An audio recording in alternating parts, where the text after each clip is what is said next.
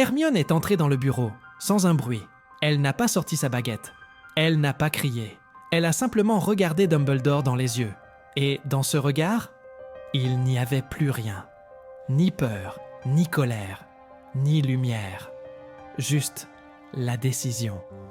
Hermione Granger, élève modèle, sang de bourbe brillante, meilleure amie du garçon qui devait sauver le monde, venait de choisir son camp. Et ce n'était pas celui de la lumière. Ce jour-là, au cœur de Poudlard, une page de l'histoire s'est tournée. Une page que personne ne lira jamais dans les livres officiels. Car il existe une version oubliée, effacée, dissimulée. Une version dans laquelle Hermione n'a pas combattu Voldemort, mais l'a rejoint. Et si ce simple choix, ce basculement intime, avait bouleversé tout l'équilibre du monde magique? Et si derrière l'illusion du trio inséparable se cachait en réalité une fracture, une faille prête à exploser? Dans cette vidéo, vous allez explorer une histoire alternative, aussi crédible qu'inquiétante. Celle d'une trahison qui n'a jamais eu lieu, mais qui aurait pu, et dont les conséquences auraient changé à jamais le destin du monde sorcier.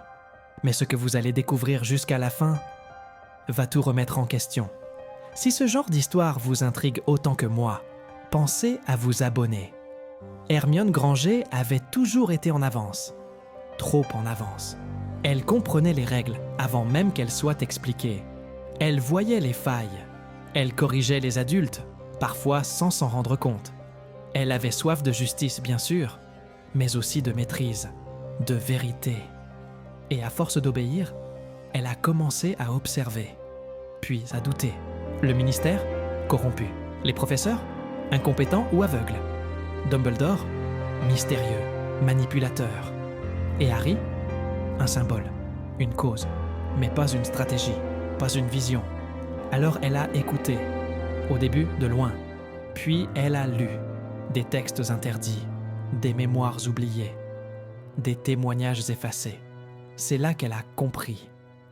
Voldemort ne voulait pas détruire le monde, il voulait le restructurer.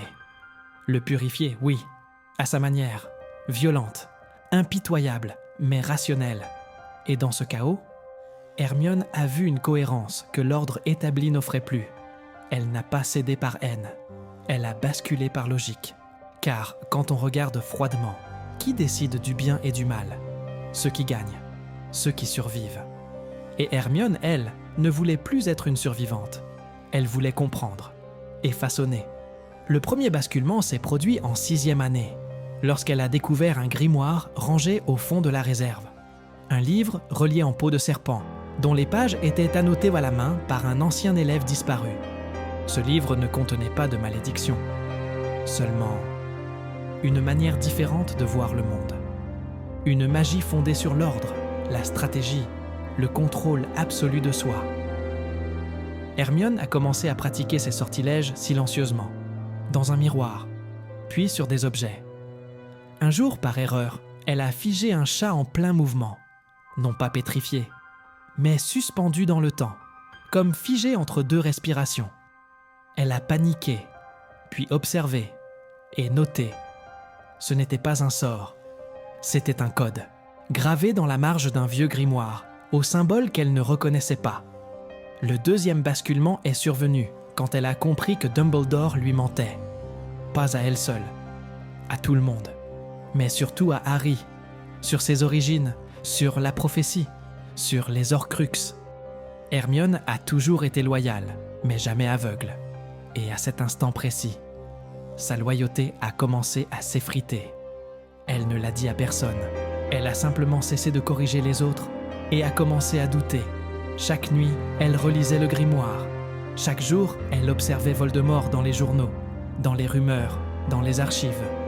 Et peu à peu, elle a commencé à comprendre ses choix, sa rage, sa logique. Elle n'a pas haï Harry, jamais. Mais un soir, en le regardant dormir, elle a compris qu'elle ne le reverrait peut-être plus jamais. Elle a quitté la pièce sans bruit. Et cette nuit-là, elle a décidé.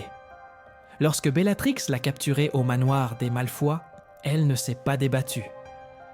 Elle a murmuré une phrase, une seule, une formule oubliée. Bellatrix a reculé. Ce n'était pas de la peur, c'était de la reconnaissance. Hermione n'était plus une ennemie, elle était une initiée. Le troisième basculement est survenu dans la salle sur demande. Un soir d'hiver, alors que tout le monde dormait, elle y est entrée seule. La pièce lui a offert un miroir.